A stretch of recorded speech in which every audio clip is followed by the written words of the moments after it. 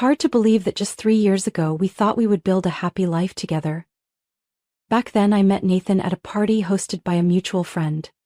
I attended out of obligation, not wanting to decline the warm invitation. As for Nathan, he was there only because he had promised his friends. Neither of us felt like we belonged in that noisy space, and perhaps it was our shared sense of detachment that brought us together. At the time, Nathan was a quiet yet thoughtful man. Our conversations started with simple topics, from hobbies to childhood memories, gradually evolving into deeper discussions about the future. I once believed I had found in Nathan a sense of peace, a life partner with whom I could build a home. We got married just a few weeks after meeting. Everything happened so quickly, but I didn't feel worried. On the contrary, I felt like I was living in a beautiful dream, where Nathan and I would write our own story together. However, only about a month after moving in together, Nathan began to change. He was no longer the gentle and warm man I had fallen in love with. Long evenings waiting for him to come home turned into monotonous routines, and eventually everything came crashing down one unassuming evening. "Emma, I want you to quit your job," Nathan said, his voice so firm that I froze in place. "What? Why?" I asked, searching his eyes for a reasonable explanation. "When you work, I feel like I have no role in this family," Nathan replied, his eyes betraying a hint of insecurity. "At my company, all my colleagues' wives stay home to take care of the family. I don't want to be the odd one out." I couldn't believe what I was hearing. Since when had Nathan become so preoccupied with how others perceived him? We had once agreed that I would continue working, that we would strive together toward our shared goals. But now, he wanted me to give up everything just because of meaningless societal expectations? "I need time to think," I said, not wanting to make a hasty decision. But time didn't help. Nathan kept applying pressure, openly expressing his disappointment every time I hesitated. Every morning he sat on the sofa, his cold gaze following my every move as I got ready for work. Sometimes he would make remarks that I didn't love our family enough, that I was too selfish for focusing only on my career. I felt cornered. My job was not only a source of income but also a place where I found my self-worth, my independence, and my freedom. Yet to Nathan it seemed that my work only made him feel threatened. I turned to Sophie, my manager, for advice. She had gone through an unhappy marriage, and her story made me realize I wasn't alone. "You don't have to give up what you love just to please someone else," Sophie said, her eyes filled with determination. "If you don't stand your ground now, things will only get much harder later on."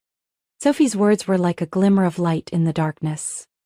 I started thinking about finding a temporary solution, maybe working part-time or even remotely. But deep down I knew the problem wasn't with my job. It was with Nathan's change.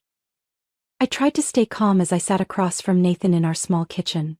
The morning sunlight filtered through the window, stretching across the old wooden table, but it wasn't enough to dispel the heavy atmosphere surrounding us. Nathan sat on the other side, stirring his coffee, his gaze distant. "I've thought about it," I spoke up, breaking the prolonged silence. "I'll reduce my work hours to part-time, so I can spend more time at home, just like you wanted." Nathan looked up at me, a faint relief in his eyes, though his expression remained cautious. "Really? You'll do that?" "Yes," I nodded, forcing a genuine smile. "I've talked to Sophie at work. She agreed to let me switch to 4 days a week, only from 9 a.m. to 2 p.m. That way I can still help you with dinner and take care of the house." Nathan put down his spoon, his expression softening. "I really appreciate this, Emma. I knew you'd understand me." Inside, I felt a mix of relief and unease. I had temporarily calmed him down, but I couldn't help worrying about what would come next. I had learned how to say what Nathan wanted to hear while quietly making my own plans. In reality, I still kept my full-time job. I only officially reduced my work hours while taking on additional remote projects. Sophie understood my situation and agreed to help me keep this a secret. She had been through a similar situation herself, so she completely sympathized with me. For the first few weeks, everything went smoothly. Nathan seemed pleased to see me at home more often, but then he started making other demands. He frequently invited colleagues and friends over on weekends, expecting me to prepare meals and host them attentively. "You just need to make a few simple dishes, nothing too fancy," he said, but whenever guests arrived, his eyes were full of expectation.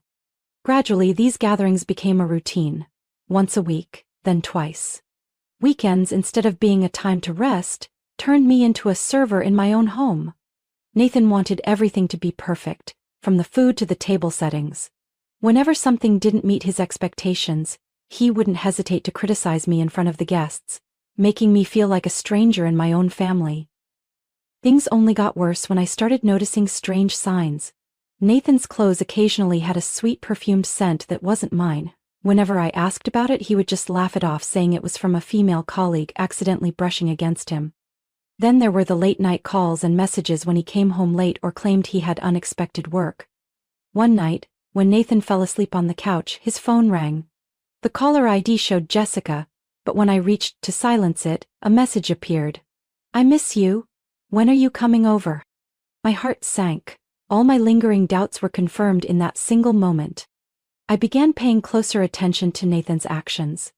He frequently went out in the evenings, using work or meeting friends as an excuse. Once, when he said he was going to a meeting with his boss, I called his office to ask a minor question, and received the response, "Nathan took the day off today." The feeling of betrayal crept into every corner of my heart, but I didn't want to confront the truth without clear evidence. So I started keeping track of Nathan's late arrivals, the suspicious messages, and even took pictures of the faint lipstick marks on his shirt collar. Finally, the truth could no longer be hidden. One evening, as Nathan stepped into the house, he threw his jacket onto the chair and said directly to my face, "You need to leave. I'll change the locks tomorrow." I stared at him, unable to believe what I was hearing. "What did you just say?" "You heard me," Nathan said coldly. "We're done. Pack your things. I don't want to see you here when I get back." I tried to stay calm, but inside a storm was raging. "It's because of her, isn't it, Jessica?" Nathan's face changed for a brief moment, but he quickly regained his composure. "Stop pretending you know everything. It's best if you go before things get more complicated." I stood there speechless. The images of this home, the memories and the promises we once made seemed to dissolve in an instant. It turned out all my efforts were merely prolonging a marriage that had died long ago. "Fine," I said, my voice even. "I'll go, but you will regret this." Nathan just shrugged as if my words held no weight. He turned away, leaving me standing there, alone, in what had once been our home. But I knew that if I left this time, I would not come back. I would not allow myself to be a victim of betrayal and manipulation. And more than anything, I would make sure Nathan paid for what he had done. I started packing my things not because I was afraid or weak, but because I was ready for a new beginning, one where I would no longer be a shadow of someone else. I began gathering my belongings in the house that was once considered my home. Everything around me felt like scattered pieces of a puzzle devoid of any warmth. The wedding photos, the small decorative items I had once carefully placed, were now just lifeless objects. I didn't cry, nor did I feel the pain I had imagined. Maybe it was because my emotions had long since run dry. As the sunset painted the room in soft orange hues, I sat at my desk, carefully reviewing the divorce papers. I had prepared everything in advance, from financial documents to the evidence of Nathan's affair with Jessica. I needed to handle everything quickly and neatly, just like how Nathan had coldly asked me to leave. The next morning, I sent the divorce papers through my lawyer and left the place I once called home. I didn't say a word to Nathan, nor did I leave any trace behind. Just a few days later, I received a call from my lawyer informing me that Nathan had received the divorce documents. He didn't react much, only asked me to move out as soon as possible, so he could rearrange his new life. I moved into a small apartment in the suburbs. The new place wasn't large, but it was airy and filled with light. From the living room window, I could see rows of green trees and feel the fresh breeze every morning. I decided to return to full-time work at the company, and Sophie and my colleagues welcomed me warmly. Living independently brought me a rare sense of freedom. I no longer worried about what others thought or whether I was fulfilling the wife role that Nathan had once imposed on me. I took time for myself, attended yoga classes, met up with friends, and savored every peaceful moment. But then, one Saturday morning, as I lazily curled up in my blanket, the doorbell rang. I glanced at the front door camera, and my heart nearly stopped when I saw Nathan standing there. He looked worn out, his clothes wrinkled and his hair disheveled, as if he hadn't slept for many nights. "Emma, open the door, it's me, Nathan." His voice came through the intercom, a mix of pleading and desperation. I took a deep breath, reminding myself to stay calm. In an even tone, I replied through the speaker system, "Sorry, you've got the wrong person. I don't know who you are." Stop joking, Emma. I need to talk to you, please, Nathan begged, his eyes staring straight into the camera, as if trying to see through the glass to find me. You've got the wrong address. I'm not Emma, and I don't know you, I responded, maintaining my indifferent tone. Nathan seemed confused. He looked around and pressed the doorbell again. Don't do this. I've lost everything, Jessica. She deceived me. I have nowhere else to go. Is that so? But what does that have to do with me? I'm not the person you're looking for. I watched Nathan through the screen, seeing how truly miserable he looked. Everything he once took pride in had now become nothing but shattered pieces. From his voice, I knew that Jessica had abandoned him after taking nearly all of his savings. After a while, realizing I had no intention of opening the door, Nathan sat down on the porch steps. He mumbled something to himself, but I didn't care. I just needed him to leave. After about 15 minutes, Nathan stood up, his demeanor utterly defeated.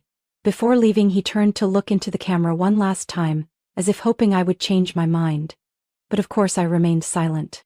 When Nathan finally disappeared from view, I let out a sigh of relief, but just a few minutes later my phone rang. It was Deborah, Nathan's mother. Emma, I heard Nathan came to see you. Is he okay? Her voice was filled with concern. Yes, he just left. But don't worry, I didn't open the door, I replied. You did the right thing. I told him the house now belongs to you. I transferred ownership to you as soon as I learned about his affair with Jessica, Deborah said, her voice carrying a mix of regret and helplessness.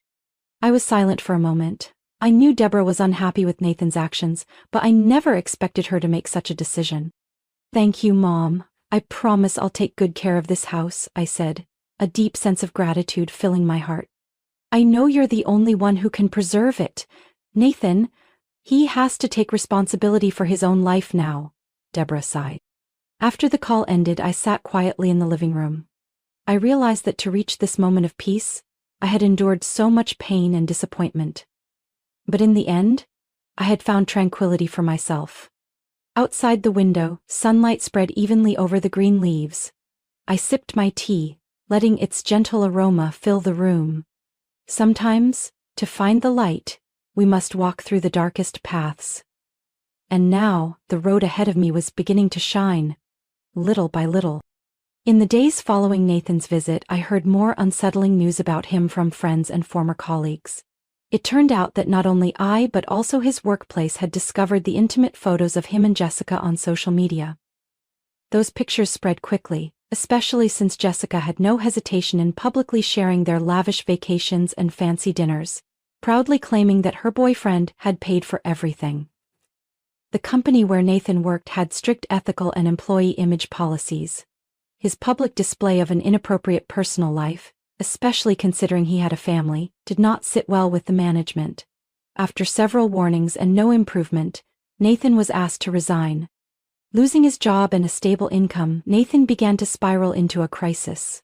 He had once taken pride in his position, but now, he couldn't find new work with a tarnished record from his reckless actions. To make matters worse, Jessica was no longer by his side. When she realized Nathan was out of money and could no longer support her lavish spending habits, she left without a word.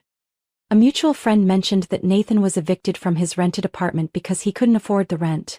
He moved from one temporary place to another, gradually becoming a lost shadow in the city where he once shined. Meanwhile, I focused on finalizing the divorce proceedings. With the support of my lawyer and undeniable evidence of Nathan's affair, I secured a settlement of up to $410,000. Additionally, through supplemental legal procedures and the lawyer's clever advice, I received another $22,000 from shared assets Nathan had previously hidden. With this money, I not only stabilized my new life but also invested in myself. I enrolled in skill development courses, expanding my career opportunities. At work, I received many compliments from colleagues and supervisors for my focus and relentless efforts. Sophie, my manager, was always there to motivate and support me whenever I felt tired. Deborah, Nathan's mother, remained in contact with me. She understood everything that had happened and often expressed regret over her son's actions. We frequently met on weekends, sharing breakfast at a small cafe near my home. She always brought homemade baked goods and shared stories about her small garden and childhood memories. You've become so much stronger, Emma. I'm truly proud of you, she said on a cool morning as we sat by the window, watching the bustling street. I just did what was necessary, Mom. Life is too short to endure things that aren't worth it, I smiled, feeling a wave of peace wash over me. I no longer cared about Nathan. Stories about him became fewer and eventually he completely disappeared from my life. I didn't know where he was, nor did I want to find out. What mattered most to me now was living fully in each moment. I participated in community activities, met new friends, and occasionally allowed myself to travel to places I had always dreamed of. Being single brought me a sense of freedom and self-reliance I had never experienced before. Every morning, waking up in my sunlit apartment, I felt grateful. Not because of the money I received from the divorce or the current tranquility, but because I had overcome myself, found my own path, and learned to love myself more. No matter what the past held, I knew I had moved beyond it. I was no longer the weak, dependent Emma. I was the strong Emma who knew her worth and was ready to embrace the better things ahead. Emma's story is a testament to inner strength and the value of independence.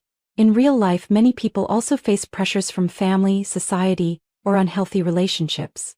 But like Emma, sometimes standing up and protecting yourself is the path to true happiness. Freedom, independence, and self-love not only help overcome adversity, but also open up new opportunities, bringing true peace and joy in life. Emma's story vividly demonstrates that sometimes to find true happiness we need the courage to let go of what no longer fits. In reality, many people find themselves in similar situations, facing changes in their partners or societal expectations. However, like Emma, knowing your worth, standing firm, and seeking independence not only help you get through difficult times but also open the door to a brighter future, where true peace and freedom await.